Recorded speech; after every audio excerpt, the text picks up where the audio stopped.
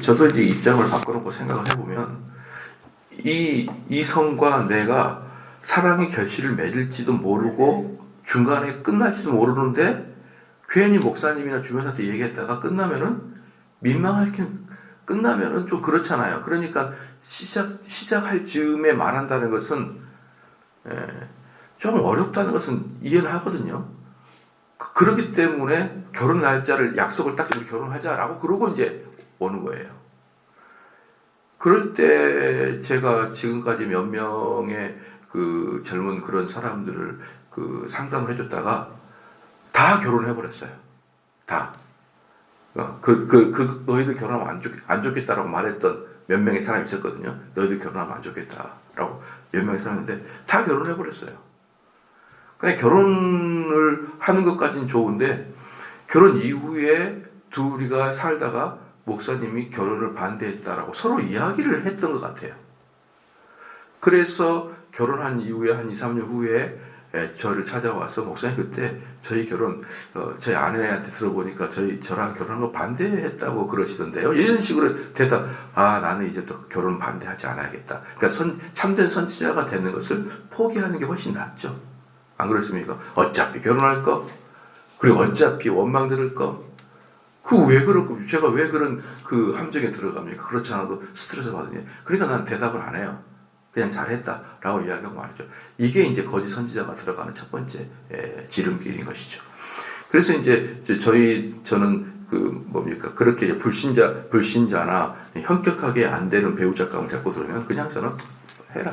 그래 너희들 하고 내가 평상시에 했던 말은 기억하지. 불신자랑 결혼하게 되면 어떻게 된다는 것은 분명히 기억하고 있지. 그리고 불신자랑 결혼하는 사람들은 거의 대부분 그렇게 뭐라 그럴까요? 배우자를 안 데리고 혼자 와요. 혼자 목사님께 와가지고 이렇게 됐다 그러고 그러면 너가 분명히 했던 거 기억나지. 또 이제 배우자랑 배우자랑 같이 오면은 좌파 우파 사상만 달라도 싸우는데 신앙적 색깔 다르면 싸우는 거 알고 있지라고 배우자한테 분명히 얘기해요. 당신이 보기에는 이 교회를 다니는 게 별거 아닌 것 같지만 당신이 교회 다니지 않는 사람이 이 교회 다니는 자매를 데리고 갈 때 얼마나 괴로운 것을 느끼게 될 것이다 라고 우리 교회 애들한테 얘기를 안 해요. 배우자한테 얘기하죠.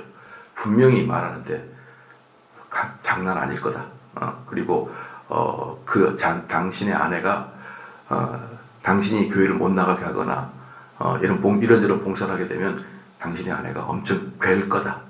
다 각오를 하고 결혼해라. 만만치 않다. 열심히 신앙생활 하려고 하는 여자를 데려가서 결혼한다는 거 만만치 않으니까 데려가라라고 얘기를 해요. 저는 축복하지는 않았습니다.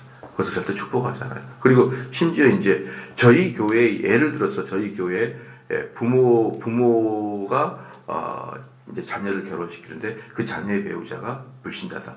그걸로 부모랑 저랑 사이가 멀어질 수도 있어요. 왜냐하면 가만히 와서 보니까 목사님이 전혀 축복을 안 하거든요. 심지어 뭐라 그럴까요? 주례도 안 하거든요, 제가.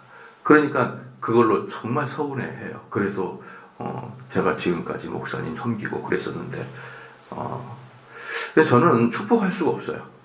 절대 축복할 수가 없고 저는 결혼을 하는 분들이 행복하게 살 때 저한테 와서 상담하는 경우는 거의 없고 거의 두들겨 맞거나 이혼 직전에 상담을 하기 때문에 너무 많은 깨어진 가정들을 제가 많이 상담하고 대화하기 때문에요.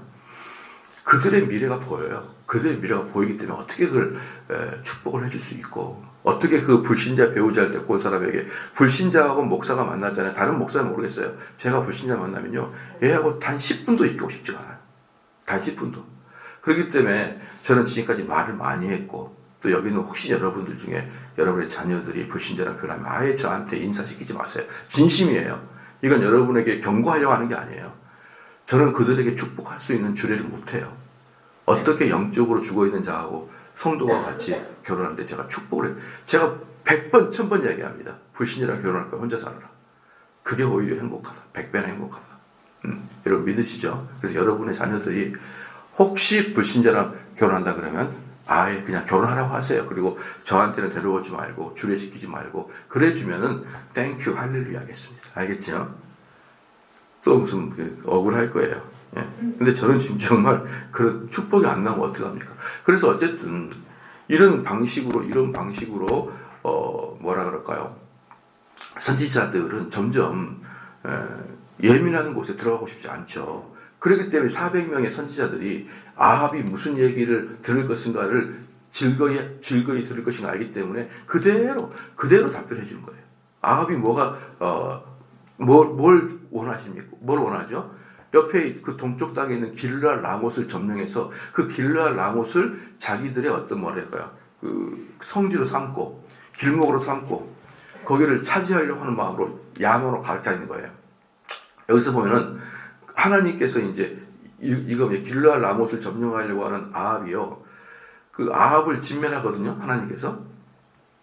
그럼 어떤 방식으로 아합을 진멸하냐면요. 이것도 우리 성도들이 잘 알아야 됩니다. 뭐냐면은 일단 이 아합은 이 전쟁에 올라가서 결국 죽게 됩니다.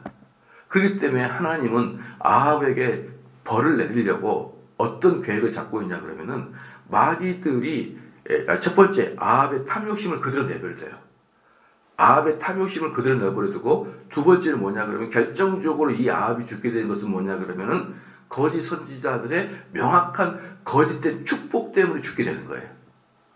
거짓된 축복 때문에 이 아합이 죽게 되는 거거든요. 그러니까 하나님이 한 명의 어떤 사람을 벌하기 위해서는 그냥 그 사람의 탐욕을 유기한다, 내버려 두는 거예요. 손대지 않고 그 탐욕을 제어할 수 있는 방식을 주지 않는 거예요. 만약에 여러분들께서 하나님께서 우리를 사랑하신다 그러면 죄를 짓지 않게 하기 위해서 여러분을 터치할 수가 있습니다. 어떻게 터치하냐면 첫 번째, 몸이 좀 약하게 해버릴 수가 있어요. 그럼 죄를 지러 갈 때도 몸이 약하게 되면은 귀찮아서 덜하고, 그 다음에 돈을 적게 줄 수도 있습니다. 돈을 적게. 그래서 돈이 적어서 오히려 뭐라 그럴까요? 그 탐욕하는 것이 어려워질 수가 있거든요. 그러니까 이래저래 하나님께서는 우리를 죄를 못 짓도록 우리의 환경까지 조정하실 수 있어요. 근데 하나님께서는 어떤 사람을 유기시키기 위해서, 아예 버리기 위해서는 어때요? 건강도 좋게 해버리고 돈도 있게 해버리고 그냥 내비둬 버려요. 그럼 내 탐욕에 의해서 모든 것을 이끌어갈 때 마귀가 옆에서 와가지고 하나님께서 말합니다. 저 사람을 우리가 시험해도 되겠습니까? 그럴 때 하나님께서 내비둬 버려요. 알아서 해라. 알아서 해라. 그게 바로 하나님께서 우리에게 주시는 그 멸망으로 끌어가는 방식이에요. 그러니까 하나님께서 우리를 적극적으로 우리를 멸망으로 끌어가는 게 아니에요. 적극적으로 우리를 멸망으로 끌어가는 게 하나님이 아니라 하나님은 그냥 우리를 내비둬 버려요. 우리의 탐욕대로. 그리고 그 탐욕에 맞는 아주 중요한 사람들의 가짜 예언으로 끌고 가게 내버려 둔다. 그게 바로 여러분 아합을 죽게 가는 것이죠. 그러니까 여러분 아합이 죽는 아주 결정적인 핵심 포인트는 뭐냐 그러면은 자기 탐욕이지만 더 결정적으로 말해서는 거짓된 선지자들의 축복이에요. 축복.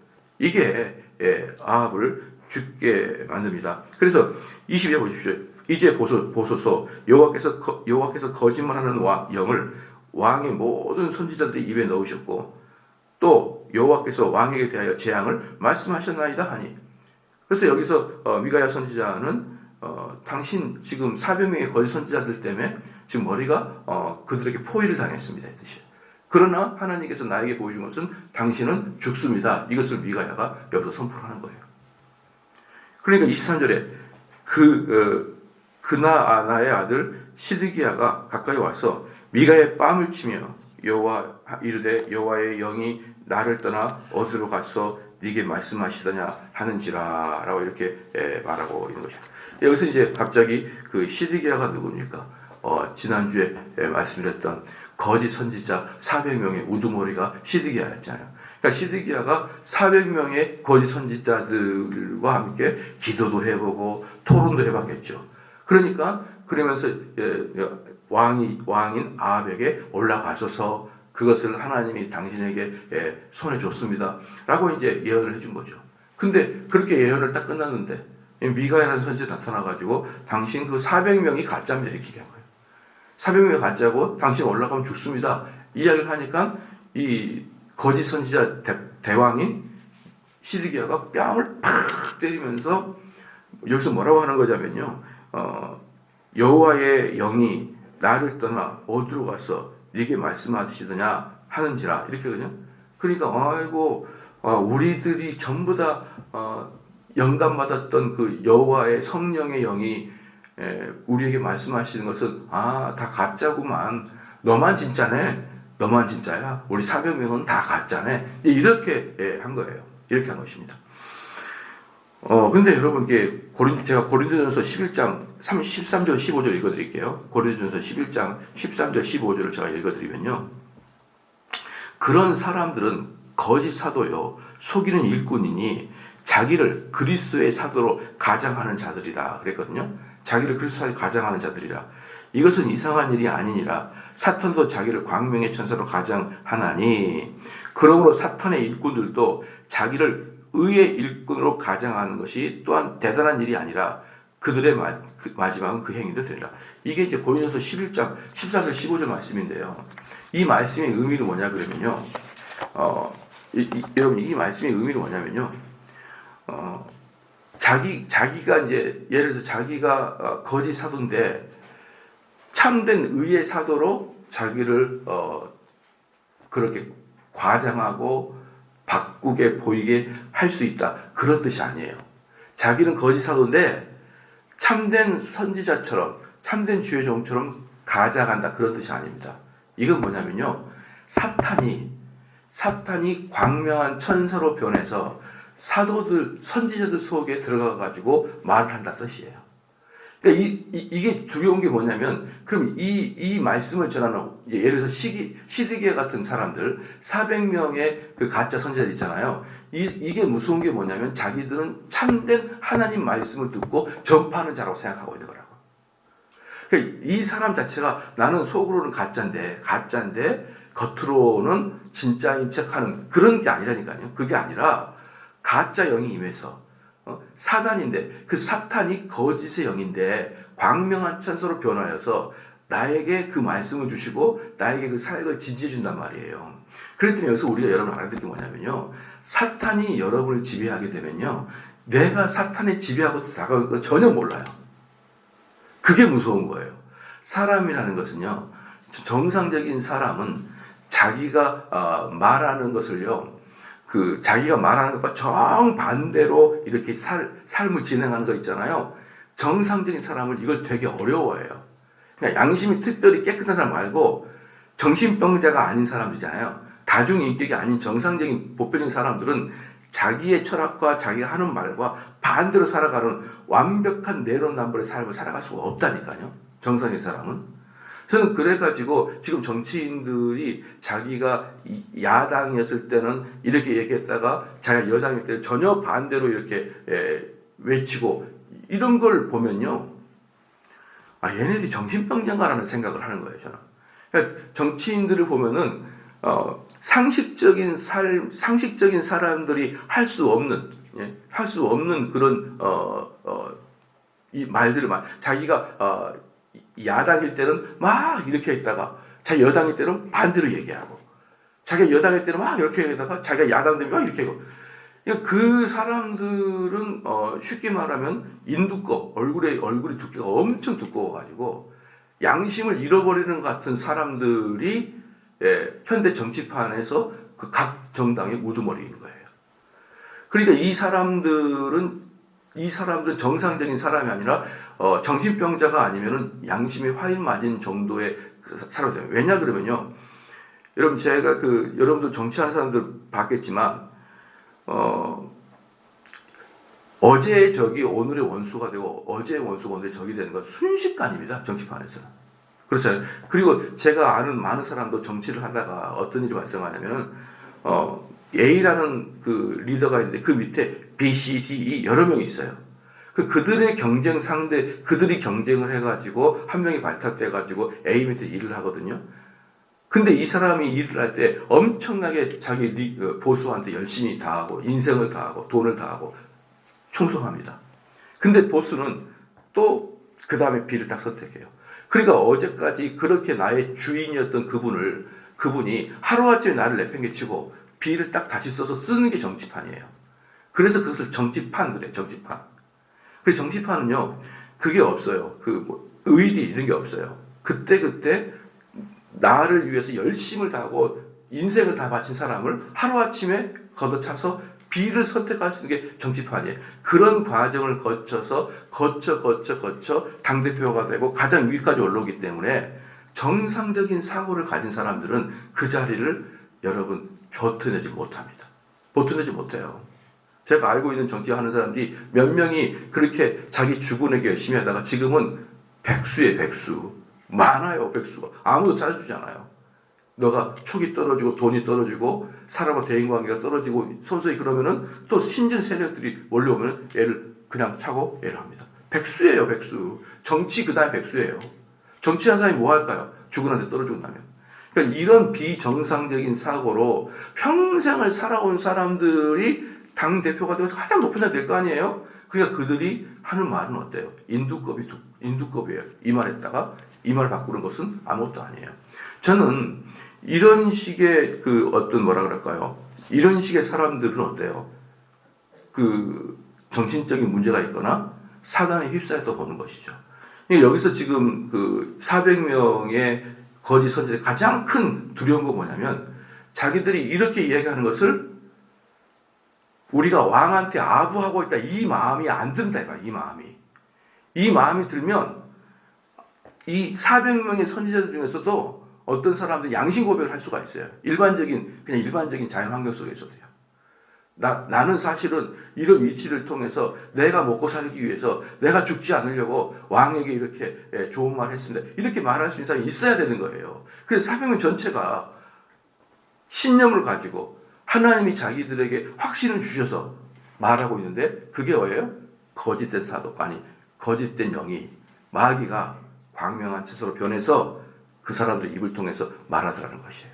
그래서요, 저는 이런 것들을 보면서 많은 사람들이 그래요. 목사님, 저 사람은 성도일까요? 또는 저 사람이 목사일까요? 왜 저렇게 이야기하죠? 우리도 아는 많은 얘기를 왜 저렇게 이야기하죠? 자기도 먹고 살라고 그럴까요? 저는 그러지 않습니다. 그 사람은 자기가 하나님의 진리를 사수한다는 마음으로 열심을 내고 있는 거예요. 내가 하고 있는 일은 우리 교단에, 우리 교계에, 대한민국에 진리를 사수하는 마음으로 자기 일을 열심히 목숨 걸고 하는 거예요. 그렇기 때문에 그게 무서운 겁니다, 여러분. 여러분, 그래서 이 사단에 휩싸인 사람은요, 사단에 딱 잡힌 사람들은 자기가 의를 위해서 헌신하고 있다고 생각하니까 바꾸지 않습니다. 이게 우리를 무섭게 하는 것입니다. 그래서 24절에 미가야가 이르되, 이제 시드기야 그렇게 뺨을 탁 치면서, 야, 그러면 너한테만 성령이 말했구나. 우리가 알고 있는 성령은 다 가짜였구나. 이러면서 뺨을 딱 치니까 미가야가 24절에 이르되, 네가 골방에 들어가서 숨는 바로 그날에 보리라 하더라. 미가야 같은 경우는 그런 거에 대해서, 맞는 거에 대해서 신경도 안 씁니다. 왜? 예수님도 그랬으니까. 예수님도 뺨을 맞고 신경도 안 써요. 이 사람들이 성령이 아니라 악령에 쌓여 있고, 이 사람들이 거짓령에 쌓여 있는데 대항해서 못 하겠습니까? 대항해서. 제가 이제 내가 아는 목사님이 한 5년 정도 교회에서 이제 분란이 일어났어요. 교회에서 분란이 일어나니까 아주 하루하루가 막 그 지옥 같은 생활이었고, 막 이제 그 반대파 사람들이 막 말도 함부로 하고 거짓말 말하고 그럴 때 어제 그런 얘기를 나한테 해주더라고요. 자기는 한 번도 안 싸웠다고. 그럼 어떻게 하면 되냐? 집사님, 그렇게 말하십시오. 자, 지금부터 녹음합니다. 녹음합니다. 그 녹음합니다가 이 사람이 제일 많이 말했어요. 녹음합니다. 지금 비디오로 촬영되고 있습니다. 이러면은 거의 다 대부분 꼬리를 내리더래요. 그러니까 말하는 거야. 싸울 것도 없고, 혈기 부릴 것도 없고, 제일 좋은 건 녹음합니다. 그거더라고요. 아유, 나는 혈기를 부린 적이 없어요. 딱 맞죠. 그렇게 광기에 쌓인 사람과 혈기를 부려서 뭐 하겠습니까? 그러니까 여기 미가야도 시드기야가 많은 400명 앞에서 또는 많은 사람들 앞에서 심지어 왕 앞에서 이렇게 창피를 당했으니 자기 입장에서는 그러니까 뺨을 때리지 않겠습니까? 근데 미가야는 어때요? 신경도 안 써요. 뭐라고 합니까? 24절에 미가야 이르되 네가 골방에 들어가서 숨는 바로 그날에 보리라 하더라. 네가 골방에 들어가, 이건 도망갔다는 것이에요. 도망가서 어디 골방 또는 산속에 어디 뭐 이렇게 움막 같은 데 들어가서 있을 때라는 것이죠. 자, 이것은 이 시드기야 선지자가, 거짓 선지자가 성경에는 어디 들어가서 골방에 들어갔다 이런 내용이 없어요. 내용이 없는데 여기 글자로 봐서는 어떤 걸 추측할 수 있냐 그러면은 시드기야와 400명의 선지자가 예언을 한 다음에 아합이 출정했잖아요. 출정한 다음에 전사를 하게 되거든요. 죽게 되거든요.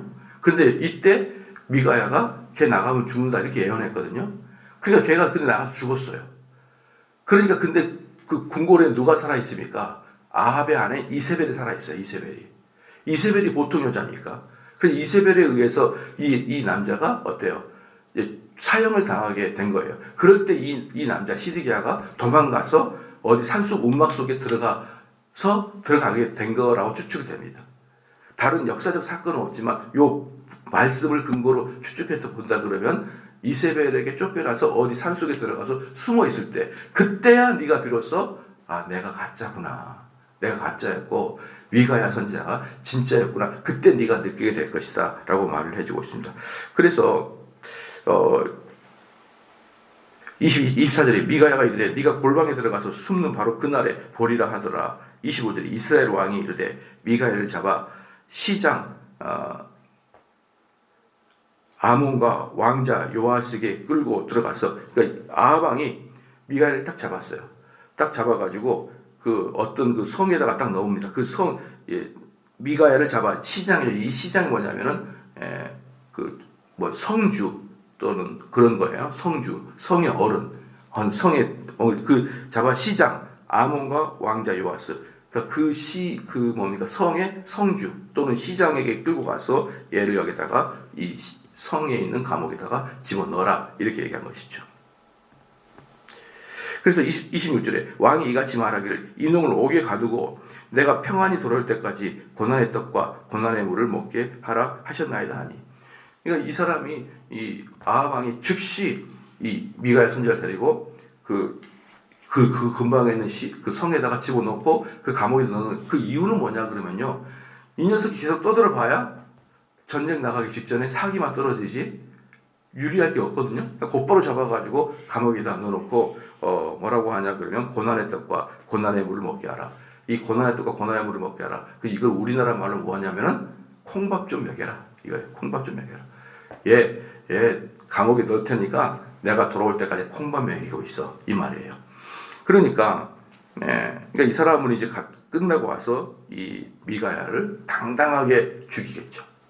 아합은 나가가지고 승리해서 네가 예언을 가짜로 했으니까 네가 나를 무시했지. 내가 전쟁 끝나고 당당히 돌아와서 너 죽이겠다. 이 말이에요. 옥에 가둬놓으라 이렇게 얘기한 것입니다. 그러니까 27절에 미가야가 이르되 왕이 참으로 평안히 돌아오시게 된다면 여호와께서 내게 말씀하지 아니하셨으랴 이라고 또 이르되 너희 백성들아 다 들을지라니. 뭐냐면 미가야가 감옥에 들어가면서 뭐라고 했냐면 왕이 평안히 돌아오면 내가 가짜입니다. 왕이 평안히 돌아오면 내가 가짜입니다. 이건 무슨 말이에요? 당신 죽습니다 이 말이에요. 당신이 평안히 들어오면 나에게 하나님이 했던 것이 다 가짜입니다. 그러면서 뭐라고 하냐면 큰 소리로 너희 백성들아 이거 분명히 기억하라는 거예요. 내가 지금 이 아합 왕한테 했던 말을 너희 똑똑히 기억해라 이렇게 말해주고 있는 것입니다. 그러니까 28절에 이스라엘 왕과 유다 왕 여호사밧이 길르앗 라못으로 올라가니. 그럼 여러분 여기 하나 물어보면 뭐냐 그러면요. 만약에 아합이 하나님께서 이제 아합을 죽이려고 마음먹었죠. 그죠? 하나님께서 아합을 죽이려고 마음먹었어요. 그러니까 뭐라고 할까요? 그러면 이미 죽이려고 마음먹었으면 운명이 딱 정해진 거야? 안 정해진 거예요? 하나님이 아합을 죽이려고 마음먹었어요. 그래서 아합 네가 네 탐욕과 플러스 거짓 선지자 400명의 예언을 통해서 전쟁터로 나가도록 하나님이 이미 이제 딱 마음을 놨어요. 그러면 아합은 어쨌든지 죽습니까? 아니면은 살 수도 있습니까? 아합은 어쨌든지 죽을까? 하나님께서는 이미 아합을 죽이기로 마음먹고 내비뒀어요, 이제. 그러나 여기서 아합은 어쨌든지 죽는다. 운명적으로 죽을 수밖에 없다. 아합은 운명적으로 죽을 수밖에 없다. 만약에 아합이 운명적으로 죽을 수밖에 없으면요, 하나님께서는 미가야 선지자를 보내지 않죠. 그렇죠? 미가야 선지자의 말을 들으면 안 죽었어요.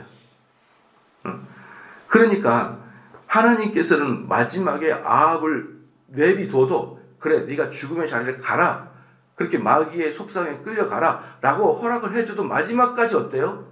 돌이키기를 바라서 주의 종을 보낸다고요. 그러면은 여러분들은 어떤 마음을 가지게 되면 되냐면요, 여기서도 이 아합이 죽지 않을 수 있는 방법은 뭐냐면 그냥 이 미가야 선지자가 너무 밉지만 분명히 사람을 알잖아요. 권력자에게 혼자서 그것도 대항한다는 것은 쉬운 일이 아니잖아요. 그럼 그걸 보고 일반적인 상식, 커먼 센스를 동원해가지고 이 녀석이 나한테 대항하는 거 범상치 않네? 이렇게 자연적인 상식만 가지고 있어도 이 녀석의 말이 그래도 일리가 있지 않을까? 이 마음만 가져도 어때요? 목숨을 살릴 수가 있었습니다. 자기 목숨을. 그때 당시의 왕은 곧 짐이 법, 나라하고 짐이 법인데 죽여라 그러면 죽는 거예요. 지금 왕이, 대통령이 죽여라 그러면 죽는 거 아니잖아요, 지금은. 근데 그때 왕은 죽여라 그러면 죽는 거예요. 살리라 살리는 거예요. 이런 나한테 이 미가야 선지자가 눈을 부릅뜨고 나한테 대항하네? 이 녀석이 뭔가 있네? 라고 상식만 가지고 있어도 미가야는, 아합은 살 수 있었습니다. 그래서 여러분들 꼭 기억하는 뭐냐면, 하나님 나를 이렇게 하도록 운명지었어. 어차피 나는 그런 일을 할 수밖에 없어. 나는 어차피 고난을 당할 수밖에 없어. 왜? 하나님께서 그렇게 운명지어 놨으니까.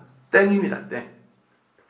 여러분들이 혹시 살다가 내 마음에 동의가 안 되고 심지어 내 마음에 불편함이 있을지라도 그게 하나님의 말씀이라 그러면은 그냥 뜨거운 믿음 필요 없어요. 믿음 필요 없어. 그냥 안 하면 돼요. 안 하면 여러분 인생은 그게 불행하진 않을 거예요. 그건 천국과 지옥 가는 문제와는 달라요. 천국과 지옥 가는 문제가 아니라 정말 내 마음속에 하고 싶지 않아도 그게 하나님 말씀을 그냥 하는 거고, 내 마음속에 너무 하고 싶어도 하나님 말씀 금지하면 안 하면 되는 거예요. 그럼 여러분의 인생은 불행하지 않습니다. 어쨌든 여기서 미가야가 마지막에 그 왕에게 이야기하자, 왕이 이 녀석 감옥에 가도, 그러니까 이 미가야 선지자가 감옥에 체포되어 가는 도중에 큰 소리로 뭐라고 합니까? 백성들아 다 들어라. 오늘 이 환경을 너희들 꼭 기억하고 전쟁이 끝날 때 아합이 죽는지 않는지 봐라 너희들, 이렇게 소리를 쳤습니다. 그러니까 28절에 이스라엘 왕과 유다 왕 여호사밧이 길르앗 라못으로 올라가니라. 제가 이 말씀을 드리려고 29절, 28절, 29절까지 갔는데 뭐냐면, 여호사밧은 누구예요? 여호사밧은 남유다 왕이에요. 남유다 왕 여호사밧은 상당한 종교 지도자였어요. 하나님을 섬기는 자였단 말이에요. 근데 여호사밧이 뭐라 그러냐면 400명이 예언할 때, 400명 말고 진짜 예언자 없냐? 이렇게 물어봐가지고 이 미가야 선지자가 온 거예요. 근데 미가야 선지자가 딱 예언하고 난 다음에 어떻습니까? 아합과 같이 동맹해가지고 전쟁터에 올라갔어요. 그럼 저는 이렇게 생각할 수 있죠. 그럼 뭐하러 그 미가야 선지자를 찾았냐 이 말이에요. 여호사밧이. 400명의 이야기 듣고 그냥 가면 되지. 뭐하러 미가야 선지자 같은 참된 선지자 찾았냐 이 말이에요. 어차피 말 안 들을 걸. 이게 뭐냐면요, 여호사밧은 400명이 가짜인 걸 알았어요. 그리고 이것은 하나님이 요구하신 전쟁이 아닌 것을 미가야 선지자 통해서 들었어요. 근데 그것보다 더 앞에 뭐가 있냐면은 여호사밧이 아합과 사돈이잖아. 사돈이잖아요. 그 사돈의 그 뭐라 그럴까요? 그 관계를 차마 깨지는 못했던 것이죠. 차마 깨지는 못했. 그게 바로 여러분 화근의 씨앗입니다. 이걸 여러분들 신앙인들은 이걸 깰 줄 알아야 돼요. 이게 뭐냐면 서로 뭐라 그럴까요? 인간적인 관계 때문에 어쩔 수 없이 들어주는 거 있잖아요. 인간적인 관계 때문에 어쩔 수 없이 들어줬다가 나중에 정권 바뀌면 그게 전부 다 비선실세가 되는 것이고 전부 다 비리가 돼요, 여러분. 여러분 진짜 비리를 안 저지르려고 하면요, 인간적인 정내미가 이만큼도 없을 정도로 자기를 도왔던 사람을 전부 다 절단시키지 않으면 모든 게 뒤집은 비리가 됩니다. 모든 게. 내가 선거운동할 때 너무 열심히 일을 했어요.